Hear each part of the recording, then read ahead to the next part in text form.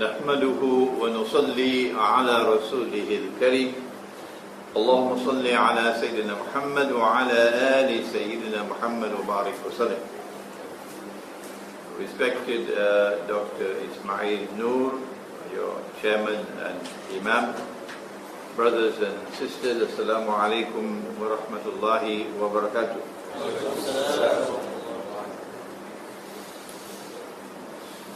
The Isra and the Mi'raj and its implications for the samawat. It's a very exciting topic, and it is a topic whose importance will continuously increase, not decrease, as we enter into the last phase of the life of Dajjal.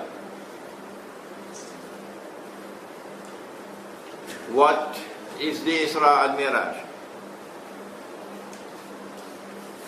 Nabi Muhammad sallallahu ta'ala alayhi wa sallam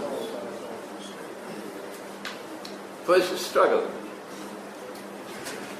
all through the years in Makkah in a hostile environment, never yielding and never compromising, holding firmly to the truth, regardless of the price that he had to pay. When he had been tested, and when the world had become dark for him, 10 long years of struggle, and now Allah takes away his beloved wife, Khadija radiallahu ta'ala anha. And Allah takes away his uncle Abu Talib, the head of the Banu Hashim, who had offered the protection of the tribe to him. And he's without security. And he leaves Makkah and he goes to Taif in search of security. And Taif pelted him with stones and there's blood flowing from his body. But he does not give up. No. And we also must not give up. No. He returns to Makkah. He cannot enter his own city. Why? That's the price of holding on to the truth. If we have never paid a price, perhaps we are not holding on to the truth. Perhaps we are only part-time and not full-time. And that's why we've not had to pay any price. He stands outside his own city. He cannot enter because of no security. One of the mushrikun, the idol worshippers, he comes with his sons and he offers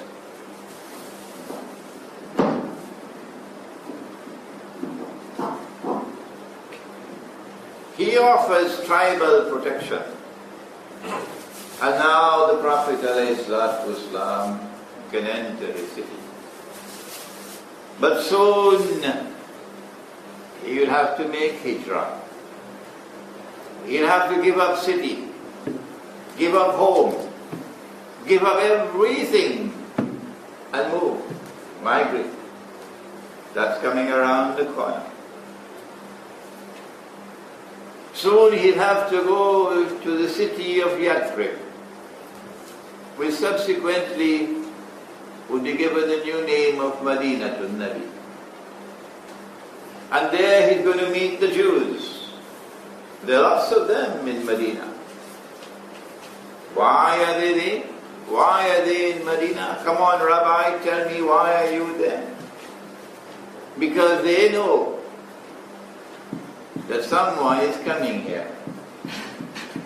They don't know whether it's going to be the Messiah, Al-Masih, They don't know because they rejected Nabi Isa alayhi salam. They don't know whether it's going to be the prophet that Nabi Musa alayhi salam had prophesied. They don't know who it is. But they're there in Medina. And there's going to be a critically important confrontation when he arrives in Medina. And so Allah subhanahu wa ta'ala intervenes and takes him on a journey. A journey which is a blessing for him.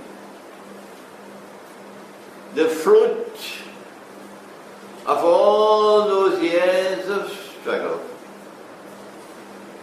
The fruit of having stood up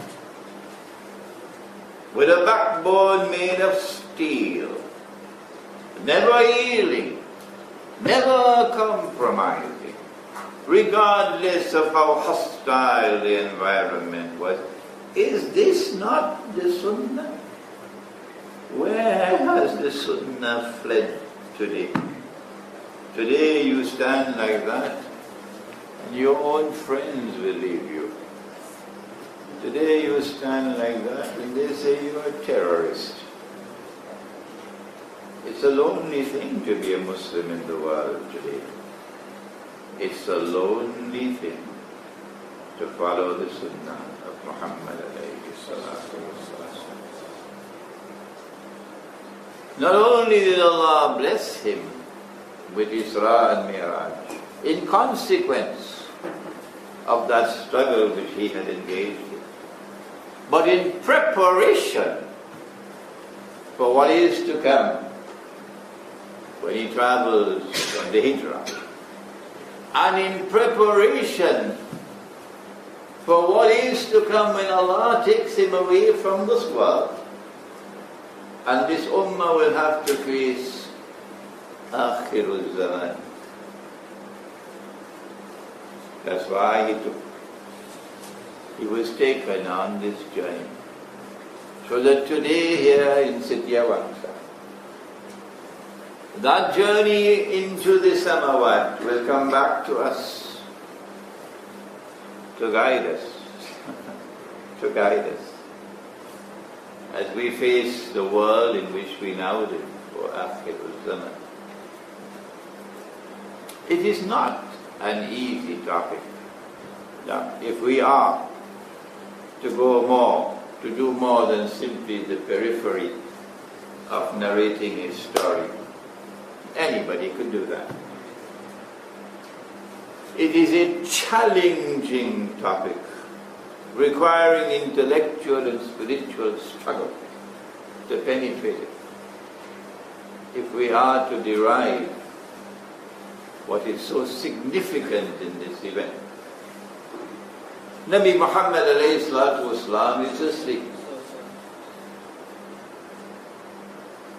And the angel Jibreel alayhi salam comes and wakes him up and asks him to mount on a heavenly animal, Buraq. And the animal takes him on a journey into the Samawat and back to the material universe, into the Samawat and back into the material universe, while he is traveling from Makkah to Jerusalem. Is this happening by accident? That Buraq comes down, a caravan is camped for the night, and Nabi Muhammad comes off Buraq, and there is a container of water, and there was a lid on it, and he removed the lid and he drank the water. Is this by accident? From the Samawat back to the material universe, and then back to the Samawat. Is there a message being sent to us about travel? Or is it just a matter of drinking the water to provide proof of the journey? And then again he comes back down. A caravan has camped and the camel has broken loose. And he calls out to the people who are sleeping, your camel has broken loose. And then up again. Why is Burak doing this? Is it to teach a lesson pertaining to travel from this world of space and time to the parallel universes? How important is that topic? We will see later, inshallah. And when he arrives in Jerusalem, the prophets of Allah are there. But he sees them in their terrestrial form. And then subsequently, as he goes through the Samawat, he sees them in their celestial form. And he marvels at the difference. The terrestrial and the celestial. He leads a salat in which all the Anbiya alayhim salam participate. And the salat takes place in Masjid al-Aqsa. But at that time, Masjid al-Aqsa was a garbage dump. There was no building. So is this the Masjid al-Aqsa of this world and space of time? Or is it the Masjid al-Aqsa in another world of space and time? And then Jibreel alayhi salam offers him 2 cups.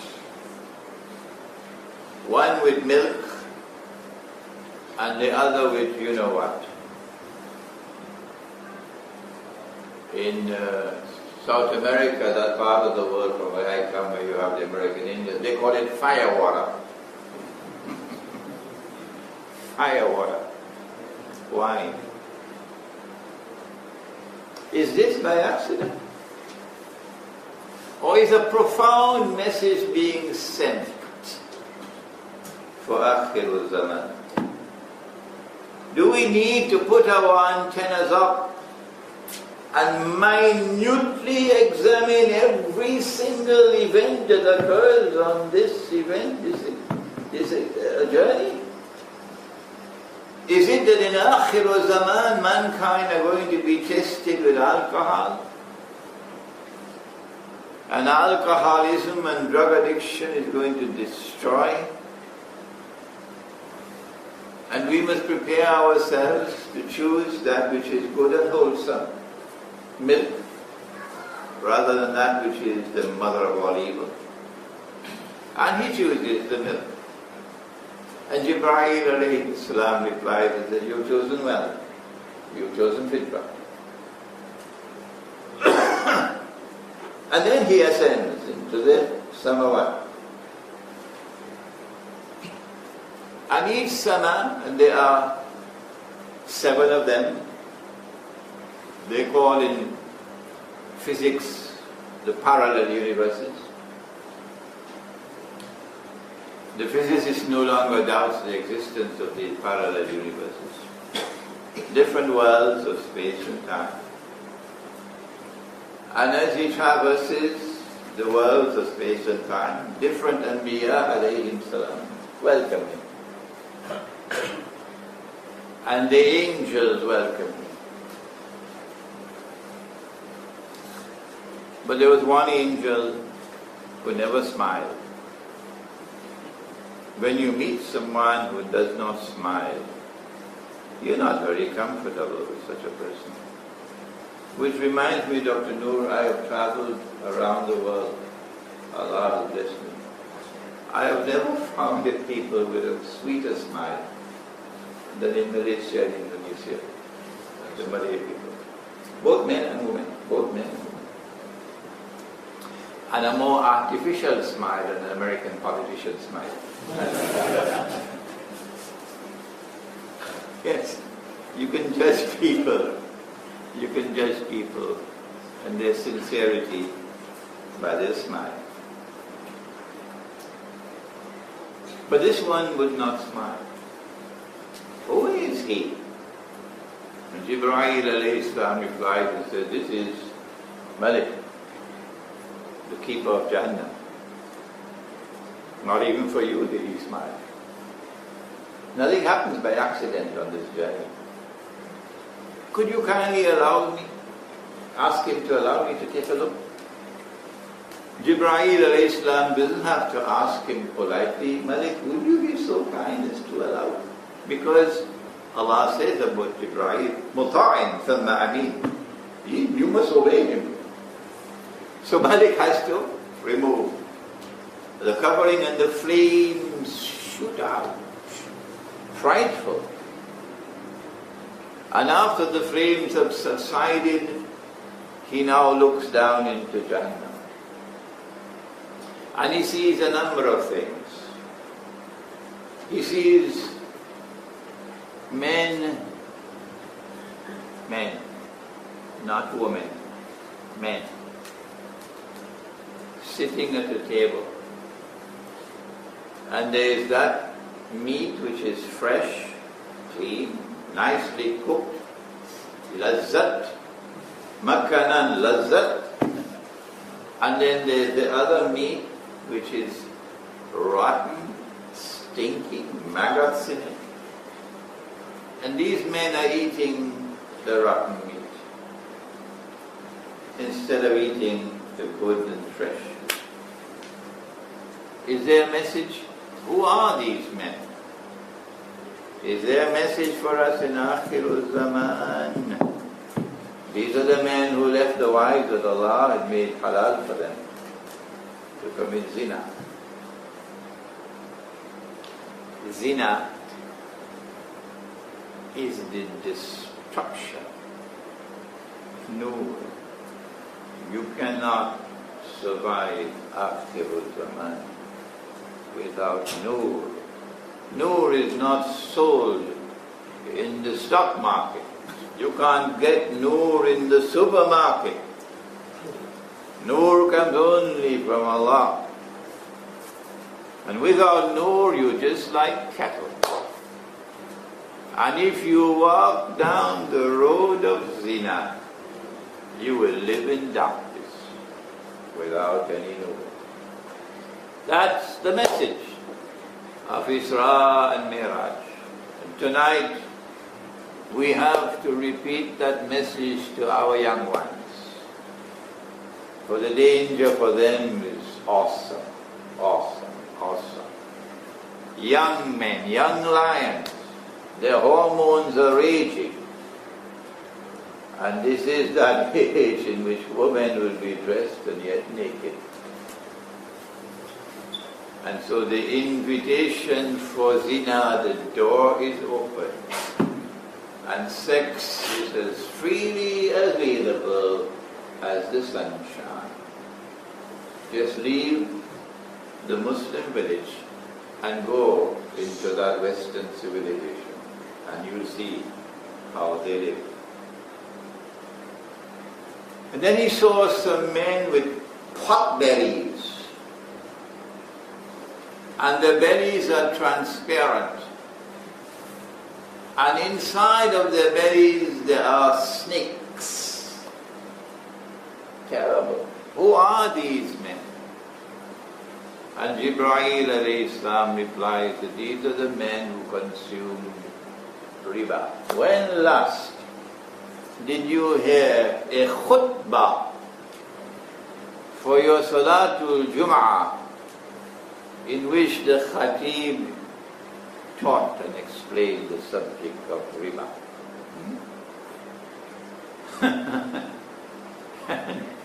This is the last revelation to come down from Allah in the Quran, the very last. And in that revelation Allah declared war. If you persist with riba, فَأَذَنُوا بِحَرْبٍ مِّنَ اللَّهِ وَرَسُولِهِ. Take notice of a declaration of war from Allah and His Messenger, but who cares? Who cares today?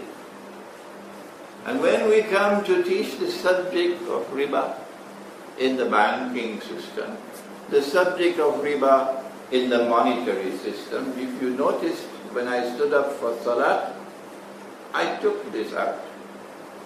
I did not perform my salat with this in my pocket. Why? Listen, your brother Imran Hussein has done his homework.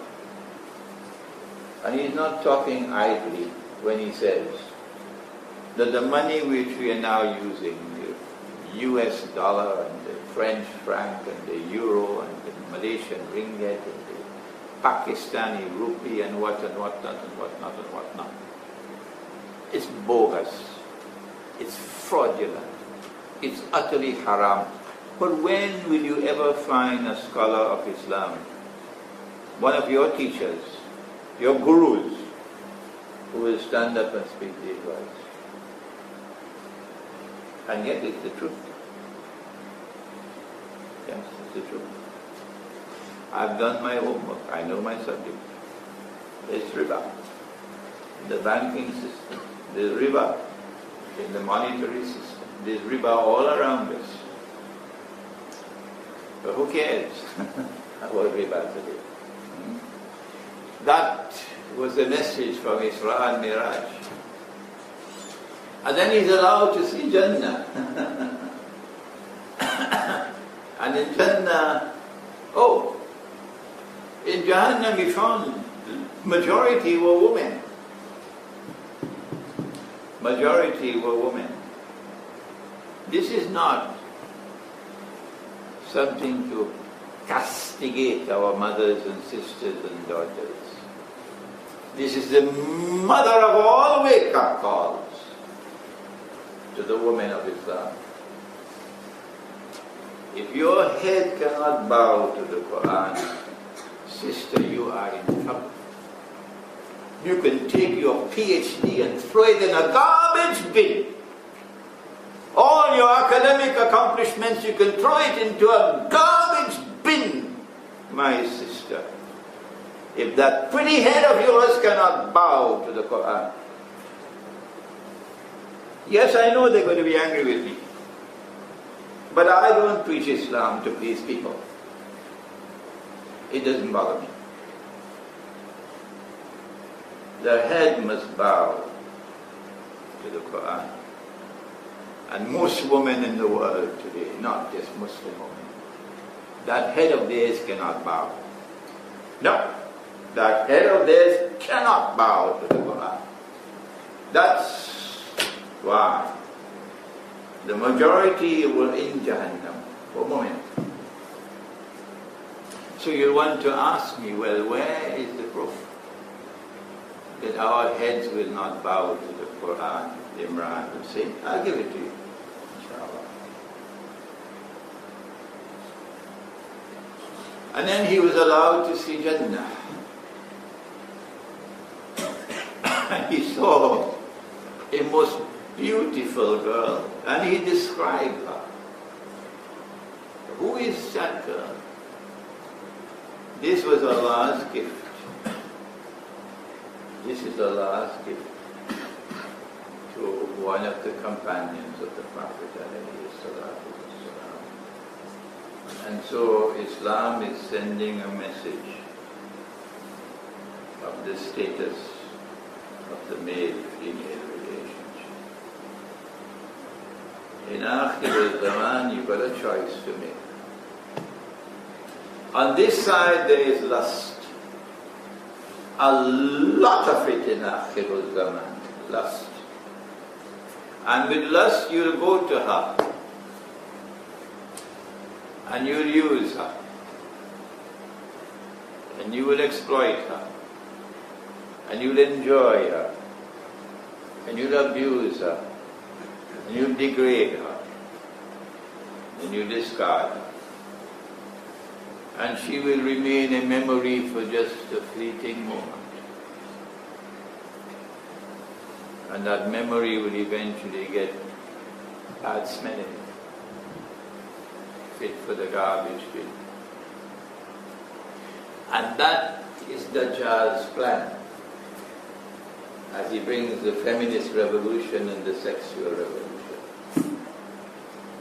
And on the other side there is love. Lust and love are opposite to each other. In this one it's like a wine that you drink to satisfy your thirst. But strangely, the more you drink, the greater the thirst. The thirst never goes with lust. And on this side there is love. And one sip with love, and the thirst is quenched. This is the way to go to a woman. This is the way to show respect for a woman. And the best of all gifts that Allah will give to you in Jannah is a woman. And we've given the description of the woman. So don't you want a piece of Jannah here on earth? Why don't you get married? So you get a piece of Jannah here on earth. This is a message not only for men, but also for women.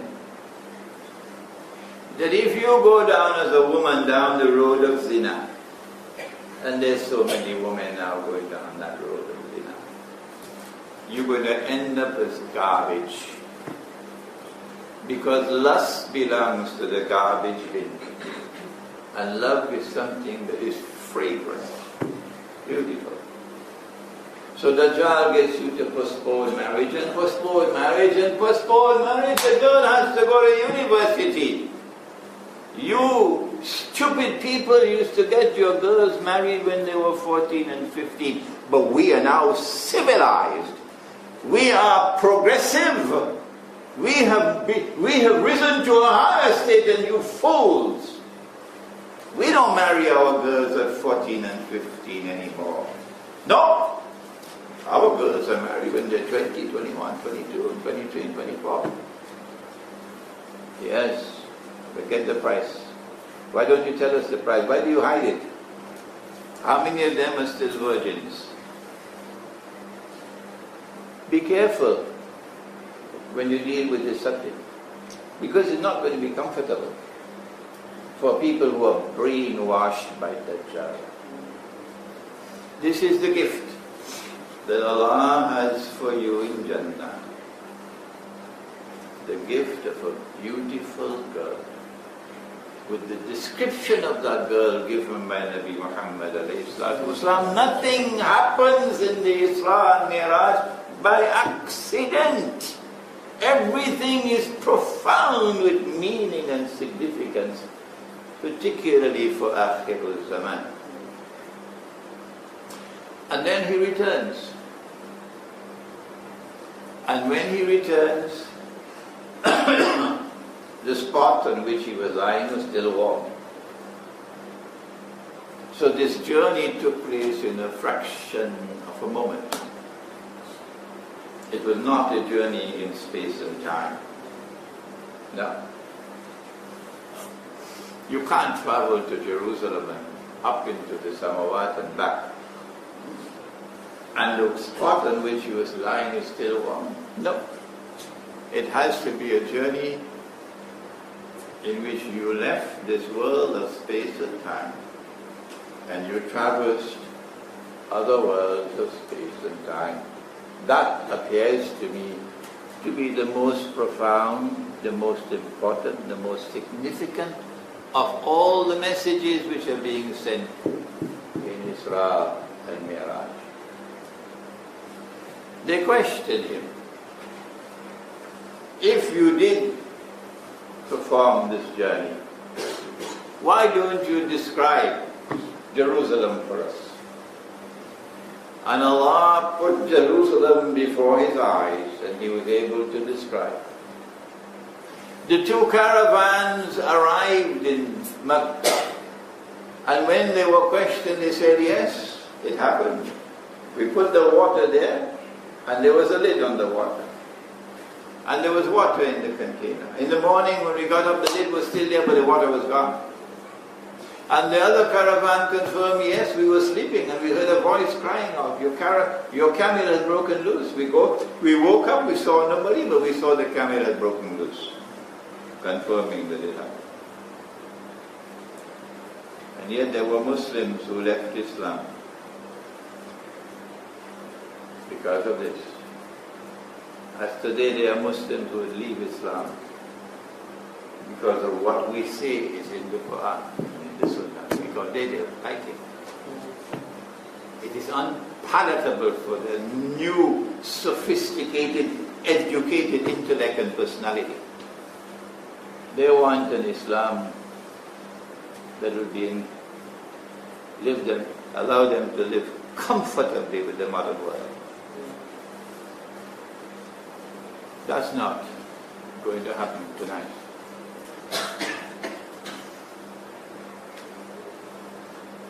Nabi Muhammad ﷺ then spent a number of years releasing information, little by little, bit by bit, of what he had seen on that journey. And we now leave the first verse of Surah Al-Isra and we go to Surah Al-Najm. And in Surah Al-Najm we are told that فَدَنَا فَتَدَلَّى. He approached and he came even closer. فَكَانَ قَابَ قَوْسَيْنِ أَوْ أَدْنَى. And he approached so close that he was at a distance, if you know the bow and the arrow, 2 bows. You can take one bow, put it like this, and then a second one and put it like this, and you get a distance this much. Are you looking at me? 2 bows.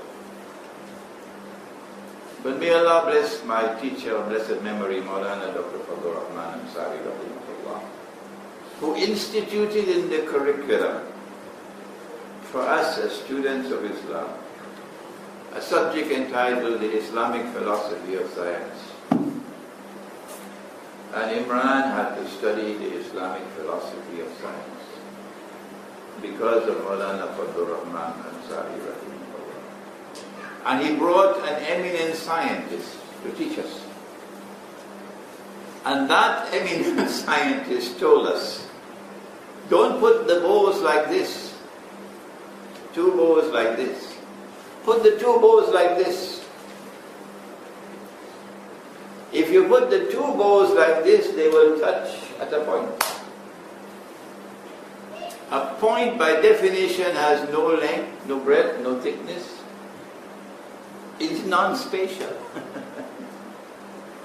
And so, فَكَانَ قَابَ قَوْسَيْنِ أَوْ أَدْنَى means that the approach which is now taking place is outside of the framework of space and of time. That's the 2 bows. فَأَوْحَى إِلَىٰ عَبْدِهِ مَا أَوْحَى. And Allah now gave to His servant what He gave him as inspiration. مَا كَذَبَ الْفُؤَادِ مَا رَأَى. He's seeing a lot of things that Allah is showing him. But he's not seeing with these eyes. مَا كَذَبَ الْفُؤَادِ. He's seeing with the heart. And so we have now epistemology. Their epistemology, the godless world, is that knowledge comes only from external observation and rational inquiry. That's the epistemology of your modern university around the world.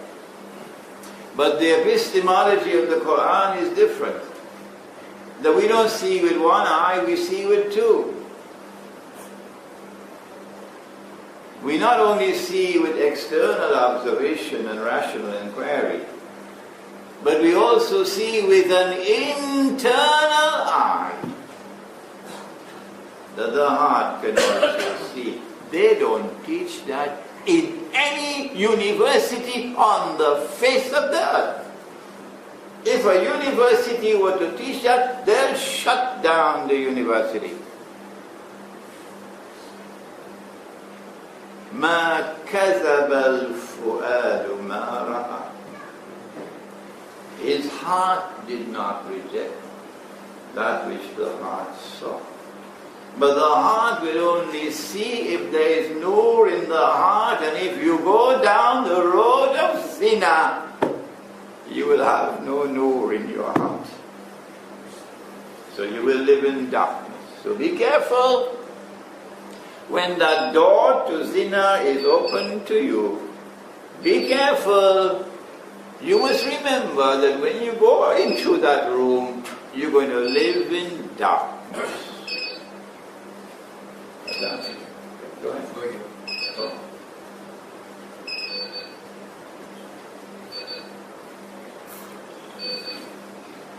Not only does zina destroy nur so the heart can see, but it's the same thing with riba.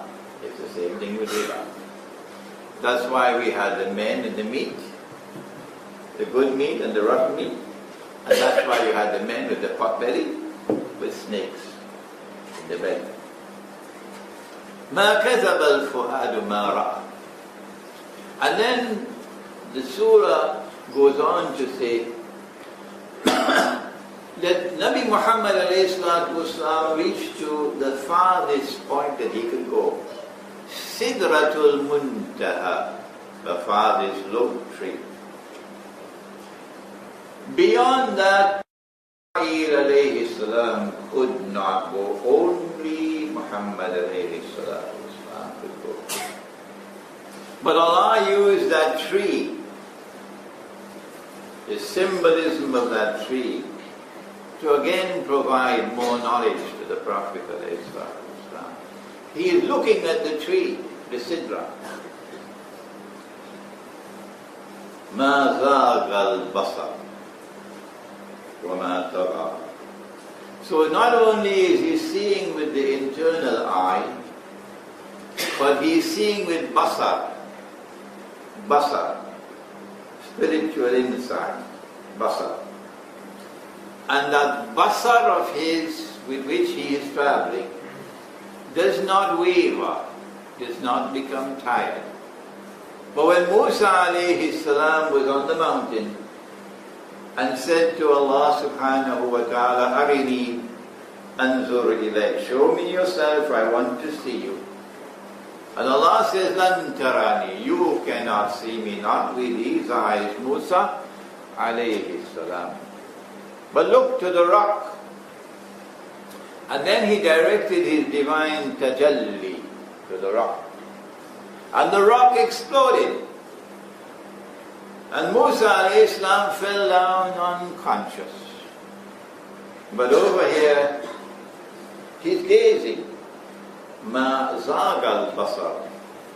And his gaze does not waver at all. He doesn't fall down unconscious. لَقَدْ رَأَى مِنْ آيَاتِ رَبِّهِ الْكُبْرَى. He saw the greatest of the ayat of Allah.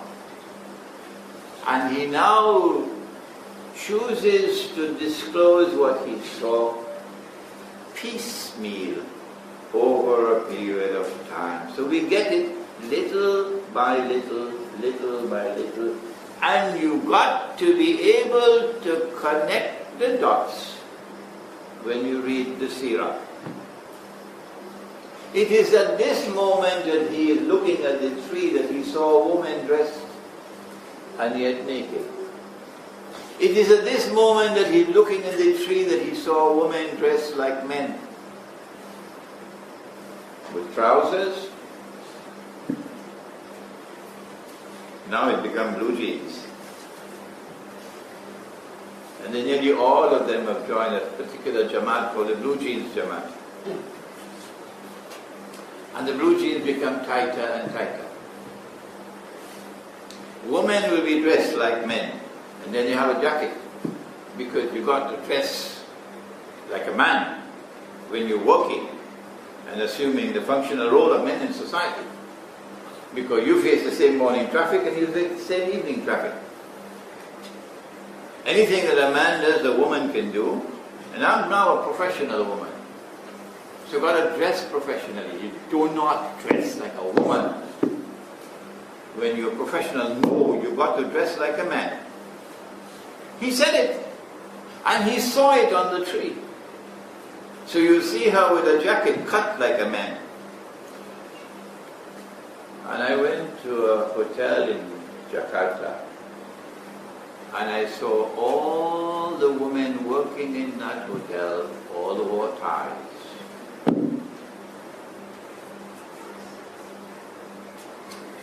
This he saw on the tree.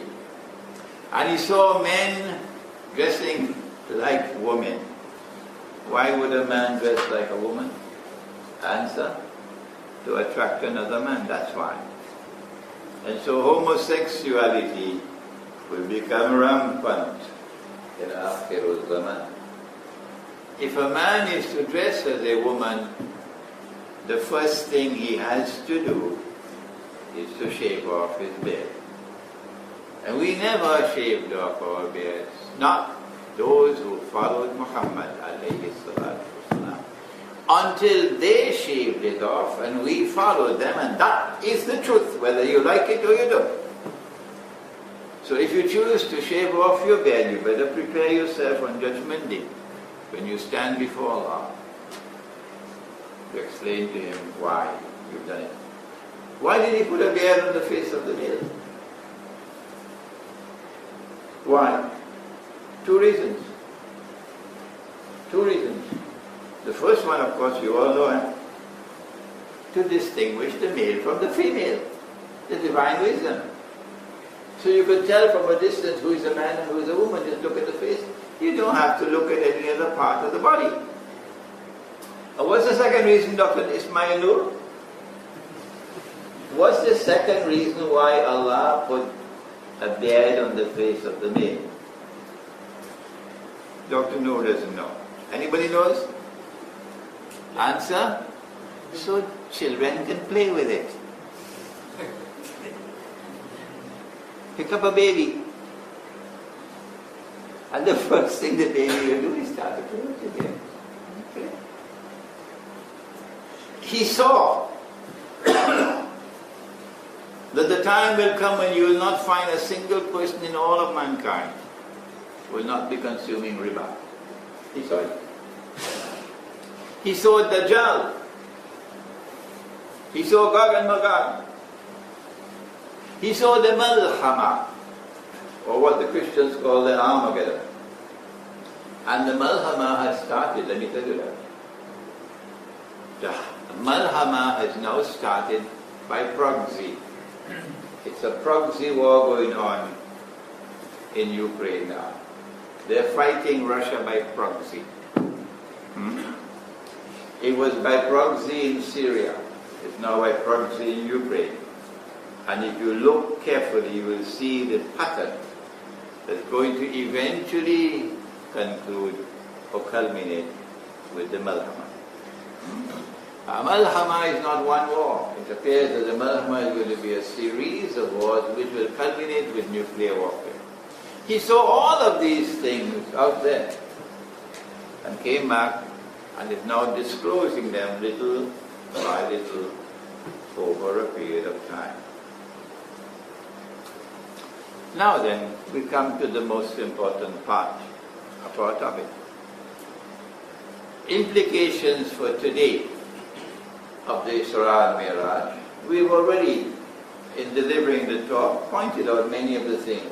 For example, riba and zina and so on. But the most important of all that pertain to the Isra and Miraj was movement from this world of space and time to the parallel universes.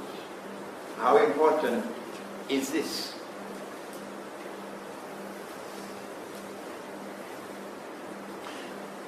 The greatest fitna that mankind will experience, from the time of Adam alayhi salam to the last day, will be the fitna of Dajjal. You know that you're now living in the age of Dajjal, who wants to impersonate the Messiah, and therefore who has to rule the world from Jerusalem, and therefore who has to liberate the Holy Land, because the Holy Land is under Muslim rule. He's done that already. He's got to bring the Jews back to the Holy Land to reclaim it as their own. He's done that already. He's got to restore a state of Israel in the Holy Land and get the Jews to believe that this is Holy Israel. He's done that already. He's got to get Israel to become the ruling state in the world, and that is about to happen. And then he will stand up in Jerusalem and declare, I am the Messiah. That's coming around the corner. So you know you're living in the age of Dajjal. And therefore you know you're living in that age when Islamic scholarship has to be the best in the entire history of Islam. You need the best scholars of Islam in this age, better than everything that we've had before. The tragedy is we have the worst today. We have the worst today, the worst today. That's our tragedy. The Prophet ﷺ says, recite the first 10 ayat of Surah Al-Kahf, protection of the fitna of Dajjal. The first 10 ayat of Surah Al-Kahf take us to the story of the young men in the cave. So there is in the young men in the cave important information linked with Dajjal. What is it? They slept in the cave for 300 years, was it? And some say 309, lunar and solar. And then Allah woke them up to see which of them could best calculate how long had they been in the cave. So one of them said to the others, we've been here for a day or a part of a day. Okay? And of course we found that very strange. Why? Because there's something wrong, they can't see. If you've been in the cave for 300 years, then when you wake up, your fingernails should be as long as from Siti Awangsa to KLCC. Huh? And your beard from here to Johor Bahru. So can't they see what's wrong with them? How could they see a day or a part of a day? You went to sleep at age 20 and you wake up at age 320. You're not going to look the same. But they said a day or a part of a day. Indicating, listen carefully, indicating that the stay in the cave of 300 years was not spent in biological time. I don't think anyone can dispute that statement. We're not dealing with biological time. They could have stayed in the cave for 1,000 years. They would still be the same age as when they went to sleep. Wherever they were during that time, that's a world in which women don't need cosmetics. They remain forever young. Forever young.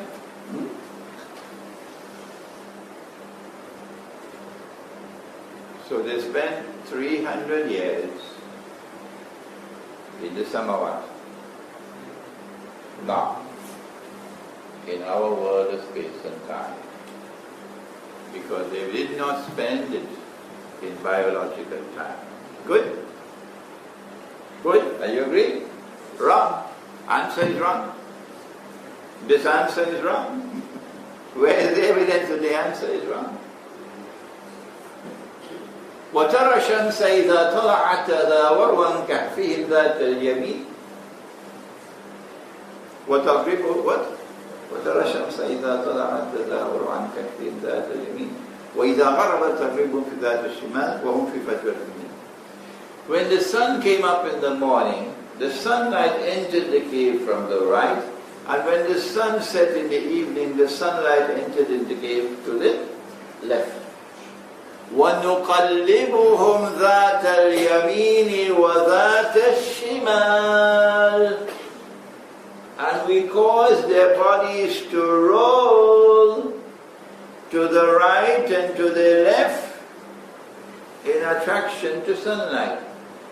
So every morning the bodies were rolling from here to there, to the right, and every evening the bodies were rolling from here to there, to the left.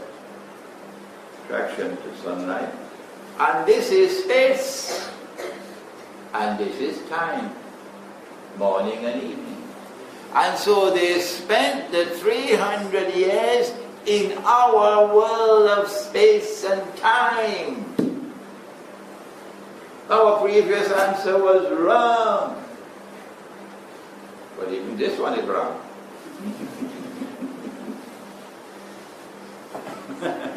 Well then, how do we solve this riddle?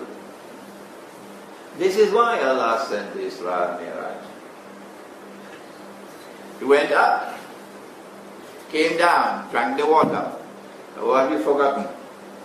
Went up, came down. Your camel is loose. Okay?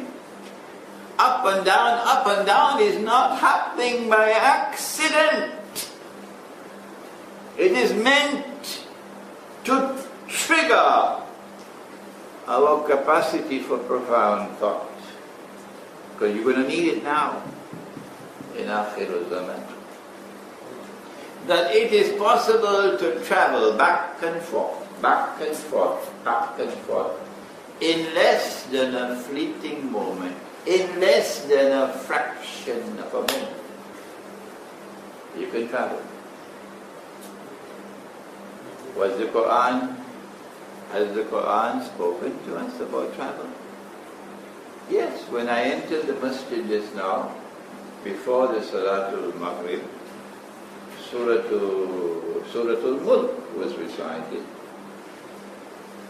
And in Suratul Mulk Allah spoke and He said, بَعَرَوْذُ بِاللَّهِ مِنَ الشَّيْطَانِ الرَّجِيمِ تبارك الذي بيده الملك وهو على كل شيء قدير الذي خلق الموت والحياة ليبلوكم أيكم أحسن عملا وهو العزيز الغفور الذي خلق 7 سماوات طباقا. He it is who has created the 7 parallel universes alongside each other, beside each other. Ma tara. You do not see. You will not see. Ma tara. It's seeing he's talking about the Quran. Fi khalqi rahmani min tafawut. You will not find any defect. You will not see any defect in Allah's creation, meaning the samawat. فَارْجِعِ الْبَصَّرَ هَلْ تَرَى مِنْ فُتُورٍ. Let your basar return. Let your basar return. Do you find any defect? Could it be more plain than that? That Allah is inviting us to travel to the samawat. And the travel to the samawat will be with the basar. Ma zaga al-basar. His basar did not wave when he looked at the tree. And then in Surah Al-Rahman, Ya ma'ashar al-jinni wal-ins, O assembly of mankind and the jinn, in istata'tum an tanfuzu min aqtari as-samawati wal-ard fanfuzu. If you wish to embark on the effort to travel, to traverse the samawat, go ahead, proceed with the effort. Go ahead, fanfuzu, go ahead, proceed with the effort. And I want to say, you cannot penetrate Dajjal. And therefore you cannot penetrate Dajjal's strategy. His ultimate strategy. And this is the age of Dajjal today. You cannot do it unless and until you are someone living in this world, but also accessing other worlds, traversing other worlds. The normal way in which we traverse other worlds is with spiritual insight. And then people will say, he probably has a jinn talking to him. He probably has a jinn talking to him. And then the Salafi will come around and say, only Allah knows the future. Take Imran Hussain and throw him in the garbage bin. Only Allah knows the future. The normal way of traversing the Samawat for scholarship is through spiritual insight. And spiritual insight will only come when you do your homework. You've got to do your homework. وَأَلَيْسَ لِلْإِنسَانِ إِلَّا مَا سَعَى. You've got to plant if you want to read. You've got to use the intellect, the rational faculty first, before the inner sight can deliver knowledge. The two have to come together in what the Quran calls Majma'ul Bahrain. And so they went up and down for 300 years. They were in this world of space and time, morning and evening, morning and evening. And they were in another world of space and time because they were the same age. So it was constant movement back and forth, constant movement back and forth. Can we do it? Of course. Did your Prophet not say to you, As-salatu mi'rajul mu'min? Have you forgotten that? That salat is the mi'raj of the mu'min. Salat is the mi'raj of the mu'min. And so it is with basar in salat that you travel. I want to now conclude by giving you an insight into Dajjal's strategy to prevent you from traveling. The Prophet said, alayhi salatu wasalam, that al-wudu miftahul salat. Wudu is the key to salat. So if Dajjal could corrupt your wudu, forget it. The salat is not going anywhere. A man was performing wudu, and the Prophet ﷺ passed by and asked, what is the explanation for this waste of water? Isra. The man said, O Messenger of Allah, is there such a thing as Isra, waste of water in wudu? Yes, said the Prophet. Yes. Even if you are in front of a running stream of water, no shortage of water, do not exceed the limit. What's the limit? This is the limit. This is more than the amount of money, of water, a mud of water. And how do you perform wudu? You take the container with your left hand and you pour some water on your right hand. Why? Because the right hand has to dip. And the cup that you make with your hand is the amount of water to use in every act of wudu. Can we do that today? Now we have the tap, the faucet. So if you want to perform the wudu of the sunnah, one hand will have to be on the tap, opening and closing, as you fill this amount of water. I invite you to go and travel the whole world of Islam. Go and travel the whole world of Islam if you want. But carry a handkerchief with you when you go, so you can wipe your tears. And see how people perform wudu today when they use the tap. If you use a container, and in Malaysia there are some places where you have a pool of water and you dip and you use a container for making wudu, that is different. But this one with the tap, you will see the tap open. And you see making masa on the head and the water is still flowing. If you collect all that water, 30, 40, 50 times this, tell me, will that wudu be valid? where there is such israf, wanton israf. Dajjal and Gog and Magog are destroying your wudu, as a consequence of which your salat is going anywhere. If you perform your salat and you have haram in your pocket, bogus, fraudulent and haram, is your salat going to go anywhere? You don't have to take my word for it, you can check it out yourself. Paper money and the electronic money that's coming to follow it, Israel is going to become the world's first cashless country. Yeah. It's complete Dajjal. You go and vote in elections in the modern state. You have not studied the subject, but you already have an opinion. Oh, if we don't go and vote, they're going to get power in this country. We have to go and vote, shit. Okay, go ahead and vote. When you're in Jahannam, don't call me on the phone. The modern state came into being after Dajjal had created modern Western civilization and gave it a scientific and technological revolution that gave it military power, which could not be matched by any power in the world. And they then went about demolishing all political systems in the world, including the Khilafah, and then replacing it with the modern state, which is built on the foundations of shirk. Notice that's the pronunciation of the word. So pronounce it correctly. I'm talking to the Malay people. Listen to me. The pronunciation of the word is shirk, which is one syllable. Don't make it two. So you go and you vote the election then, and you believe your salat is going to get you somewhere? No. You go borrow money from the bank on interest because you're running a business or so. The curse of the Prophet is upon you. How your salat will take you anywhere? But the last one I want to talk about before I end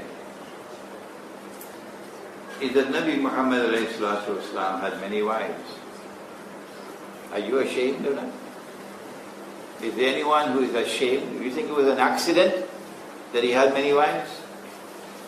Nabi Dawood ﷺ had many wives. Nabi Sulaiman ﷺ had many wives. Nabi Ibrahim ﷺ had many wives. All the prophets of Allah. And when Nabi Isa ﷺ returns, almost certain he will have many wives. But Dajjal came around and did a work of brainwashing. And the brainwashing is meant to get you to believe that good men, men who are models of society, are men who have only one wife. And so no woman in the world wants her husband to take a second wife. They would prefer to break up the marriage. I want to divorce, but I will not tolerate a second wife. Well, I have news for you. That the Quran is true. And in the Quran, Allah has permitted plural marriages. Dajjal doesn't like that. Because Dajjal wants to take the men of this ummah and transform them into boys. People who are wearing long trousers to wear short pants. The Quran not only permits plural marriage, but the Prophet of Allah also gave the sunnah of plural marriage. And that profound scholar of Islam, some people are going to be annoyed when I mention his name, but you don't have to listen to me. There are many other sheikhs out there. You can listen to them if you don't like I mentioning his name. He's known as Sheikh Al-Akbar, Sheikh Muhyiddin ibn Arabi. And if I mention his name and you don't like that, you can go and listen to somebody else. Leave Imran to say hello. I'm not going to be programmed but to your taste. Sheikh Al-Akbar Muhyiddin ibn Arabi was a great scholar. A great scholar. And he spoke about women. And he pointed out that of all the ayat of Allah, and an ayah is a symbol. through which you can approach Allah. Of all the ayat of Allah, the ayah which is closest of all to a man is woman. She is his door to heaven. She is his door to heaven. This is Muhyiddin Ibn Arabi. And so there was wisdom, divine wisdom, when Allah permitted plural marriages. He not only permitted plural marriages, more than that. He said when the wars took place and many men died, and there are lots of orphans. He said, وَإِنْ خِفْتُمْ أَلَّا تُقْسِطُوا فِي الْيَتَامَى. If you fear that you will not be able to put justice now to all these orphans, what to do with all these orphans? Allah responds and says, here's one thing you can do. فَانْكِحُوا مَا طَابَ لَكُم مِّنَ النِّسَاءِ. Marry those who are pleasing to you of the nisa. What is nisa? Nisa is a woman, and this is an orphan. Nisa is a woman. Why is Allah using the word nisa? He's saying using the word nisa means amongst the orphans there will be those who have reached the age of puberty. And when a girl reaches the age of puberty, she is a woman in Islam, but not for your godless law. Your godless law says she has to reach 21 before she's a woman. You can take that and throw it into the garbage bin, because that's not the Quran. You can take that and throw it into the garbage bin, because that is not Islam. If that's the road you want to go, go and don't come back. We stay with the Quran. From the time a girl reaches the age of puberty, she is a woman. So Allah is saying that amongst the orphans, you can marry those who have reached the age of puberty, because now they are women. So what do we do with that hadith in Sahih Bukhari? That the Prophet ﷺ married me when I was 6 years of age. It is in Sahih Bukhari. Aisha radiallahu ta'ala anha is saying this. It's fabricated, it's false. Take it and throw it into the garbage bin, because it's conflict with the Quran. فَانْكِحُوا مَا طَابَ لَكُم مِّنَ النِّسَاءِ مَثْنَى وَثُلَاثَ وَرُبَاعَ.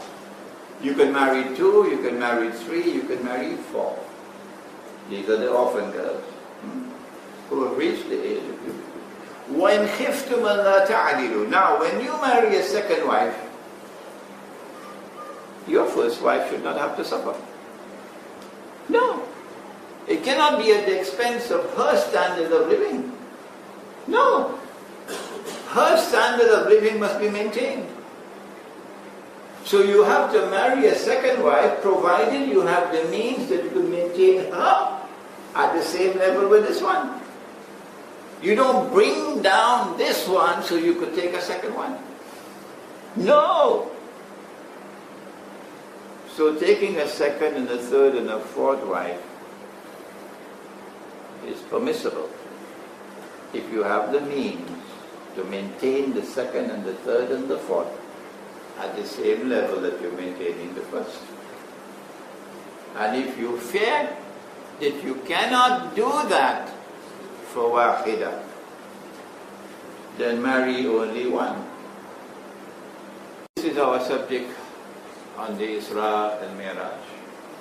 And I hope now at the end of the topic, you are beginning to connect the dots, to see that Dajjal has a master plan, which has been at work for a long time, to ensure that men cannot travel to the Samawat, because men are being reduced, and women cannot travel, because that pretty head will not bow before the Quran. May Allah bless our sisters of Islam. May Allah bless them with Jannah. Build houses for them in Jannah who say, if it is in the Quran, I submit to the word of Allah. Whether I am comfortable with it or I am not. When she says that, I submit to the word of Allah. I ask you to join with me in making dua that Allah might build for her a house in Jannah. ربنا تقبل منا إنك أنت السميع العليم وتب علينا يا مولانا إنك أنت التواب الرحيم برحمتك يا أرحم الراحمين آمين.